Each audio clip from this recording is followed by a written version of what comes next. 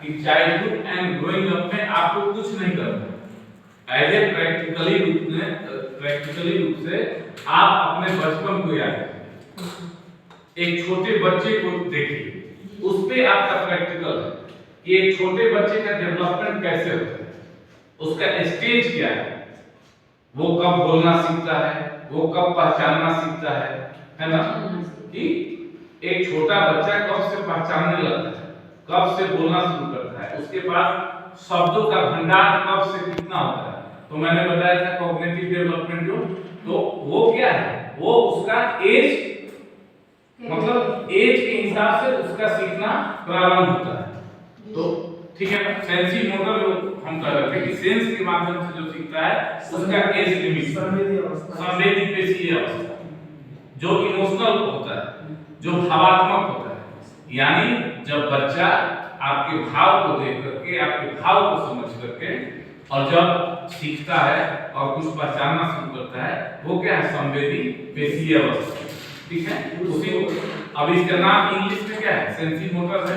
तो sensory motor का मतलब क्या है, सेंस के माध्यम से, यानी आप अपने जो ज्ञानेंद्रिय हैं उस ज्ञानेंद्रियों के माध्यम से कैसे देख करके, सुन करके, इमोशन भाव देख करके, छू करके, फील करके जो चीज हम सीखते हैं वो क्या है, सेंसरी मोटर है। सेंसरी मोटर का मतलब हो गया कि आप सेंस के माध्यम से, सेंस एक क्या सेंस नाम है, सेंस ऑर्गन्स। तो सेंस ऑर्गन्स का मतलब क्या है, आपके कितने सेंस ऑर्गन्स हैं, 5 सेंस ऑर्गन्स के माध्यम से जब सीखते हैं तो क्या होता है, वो स्टेज उसका क्या है, हमने क्या बताया था, 0 से 2 वर्ष। तो सेंसरी मोटर का एज है 0 से 2 वर्ष। तो 0 से 2 वर्ष में हम अपने सेंस के माध्यम से, ज्ञानेंद्रियों के माध्यम से जो बच्चे हैं वो सीखते हैं। उसके बाद का जो स्टेज है जिसको हम बाल्यावस्था कहते हैं, बाल्यावस्था है, तो उसका भी एज है कि वो उस समय में क्या करता है, वो क्या है, 2 वर्ष से 2 से 5 है ना, 2 से 5 वर्ष। तो 2 से 5 वर्ष में वो क्या करता है, जानने की उत्सुकता जगती है, वो उसके अंदर जागरूकता पैदा होती है। तो जागरूकता क्या होती है, जब देखिए मनुष्य का एक नेचर, बालक का एक नेचर है कि वो उसके अंदर उत्सुकता है। आप उसको अगर किसी चीज को उससे छुपाइए, आप जितना उससे छुपाइएगा उतना ही वो जागरूक है ना, उतना ही वो। अब जैसे बच्चे को कह दीजिए किसी बॉल को, किसी चीज को छुपाइए, लगेगा कि वो स्वीट्स है, मिठाई है या कुछ चॉकलेट है, तो उसके लिए वो क्या करेगा, वो जानने की कोशिश करेगा, आपके आगे पीछे पूरा घूमना शुरू करेगा। अभी बताएं कि अगर आप कुछ मतलब कि बिस्किट वगैरह रखे हैं और उसकी जगह चेंज कर दीजिए। आप देखिए कहीं आप बिस्किट रखते हैं जहाँ से डेली देते हैं, अगर अलमीरा में रखे हुए वहीं से डेली अगर वो खाता है, अगले दिन उसको वहां से हटा दीजिए, फिर अगला दिन वो ध्यान देगा कि आप कहां से बिस्किट दे रहे हैं, और अगला दिन क्या करेगा कि वो वहां पे पहुंच जाएगा। ये क्या है, यही है, ये जो है यही जानने की उत्सुकता है, उसकी जानने की उत्सुकता है। तो इस प्रकार से उसका एज लिमिट है। और लास्ट में क्या होता है, जो 7 से 12 वर्ष है, एडोलेसेंस नहीं, जो देख करके सीखता है। जैसे कि कोई मूर्ति हो गया, कोई फिगर हो गया, अब कोई जैसे बिग पर बैठ कर बल्ला का फिगर दिखा दिए, एप्पल का फिगर दिखा दिए, यानी जो फिगर देख के जब पहचानता है कि ये कौन सा चीज है, उसके बारे में बताता है कि वो कौन सा तत्व है। एप्पल है तो एप्पल का फिगर रखेंगे, वो देखेगा और वो बताएगा कि वो क्या है,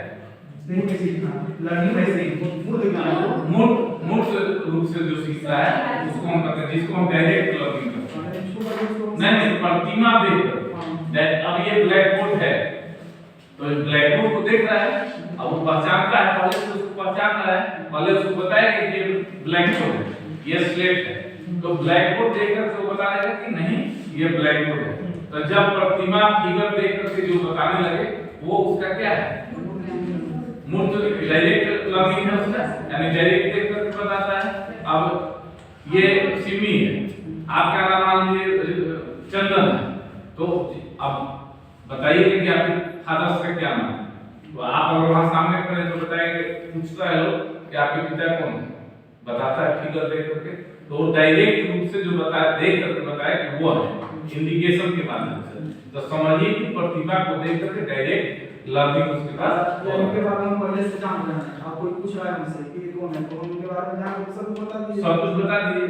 तो ये हो गया डायरेक्ट लर्निंग। अब हो गया इनडायरेक्ट लर्निंग, अमूर्त लर्निंग, सीखना, अमूर्त रूप से सीखना।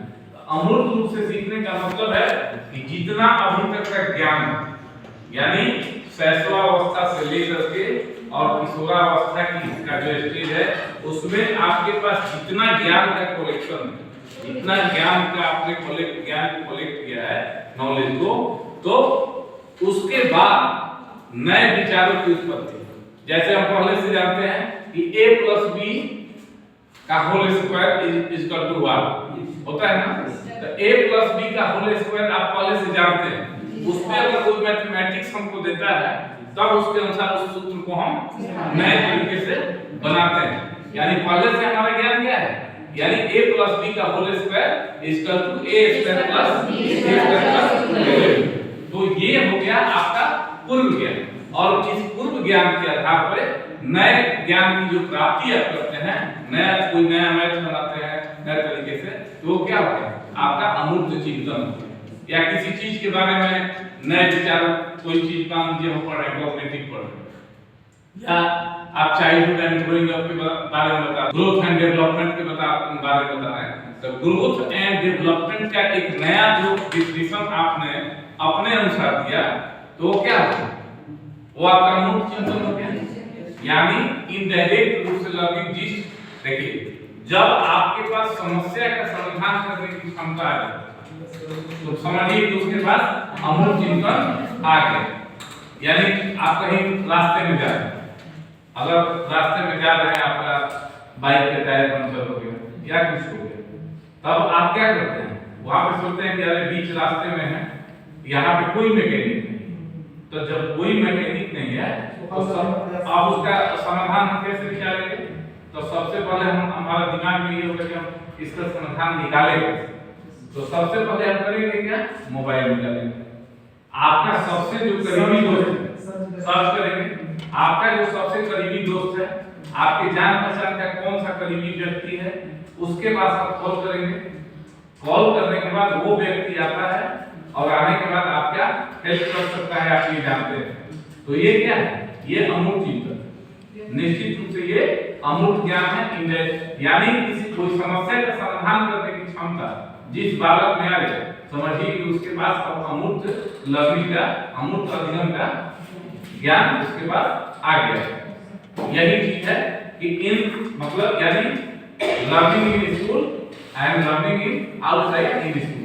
तो दोनों में अंतर यही है कि एक फॉर्मल है और एक इनफॉर्मल। एक उद्देश्य के लिए पढ़ा जाता है, एक उद्देश्य, एक अपने फ्यूचर के लिए, हां फ्यूचर के लिए, और दूसरा जो है वो देखिए दोनों एक दूसरे के पूरक।